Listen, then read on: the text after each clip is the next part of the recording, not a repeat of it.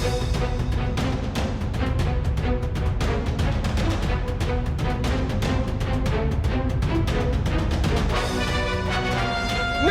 God, please, no! No!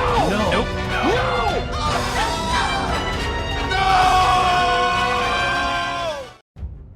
Alors, chers amis, aujourd'hui, nous allons parler d'une chose très intéressante. Une chose qui nous touche tous. C'est une chose, on va dire, qui nous concerne tous. No. Nous allons parler de la bienveillance. Alors, commençons tout d'abord. C'est une question fascinante, on va dire. No. Une personne bienveillante peut parfois agir de manière nuisible, même involontairement. Par exemple, l'excès de gentillesse, vouloir éviter tout conflit peut conduire à ne pas poser de limites saines, ce qui peut encourager des comportements toxiques chez les autres. On va dire une mauvaise interprétation. Parfois, une bonne intention mal exécutée peut causer du tort. Offrir une aide excessive à quelqu'un peut le rendre dépendant au lieu de l'aider à grandir. Le biais personnel. Même avec la meilleure des volontés, une personne bienveillante peut agir selon ses propres croyances, sans prendre en compte les besoins réels des autres. Une chose importante, c'est la manipulation masquée.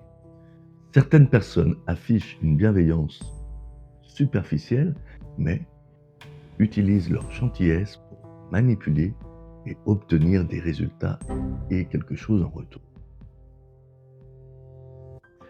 La clé est de rester conscient de l'impact réel de ses actions et d'agir en authenticité.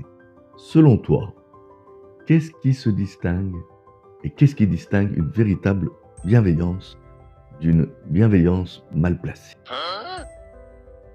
Alors, soyons clairs, la bienveillance, malgré ses intentions positives, peut parfois être perçue différemment selon les sensibilités et les expériences de chacun. Alors, voici quelques situations où elle peut être mal interprétée.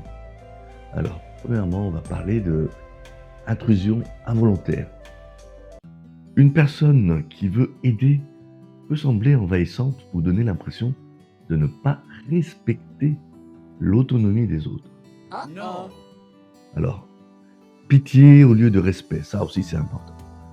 Alors, certaines peuvent voir la bienveillance comme une forme de condescendance, comme si on les considérait faibles ou incapables de se débrouiller seuls. Alors, il y a des attentes implicites. Offrir de l'aide sans contrepartie est un beau geste, mais certaines personnes peuvent soupçonner qu'il y a toujours une intention cachée derrière. Dans la culture et le contexte, ce qui est considéré comme bienveillance dans une culture peut être perçu comme déplacé ou excessif dans une autre, comme ce qui s'est passé dans certains pays qui ont voulu apporter le communisme. Finalement, la clé réside dans la communication et l'écoute. Être attentif aux réactions, respecter les limites et ajuster son approche selon la personne et surtout la situation. Alors, as-tu déjà vécu une situation où ta bienveillance était mal comprise?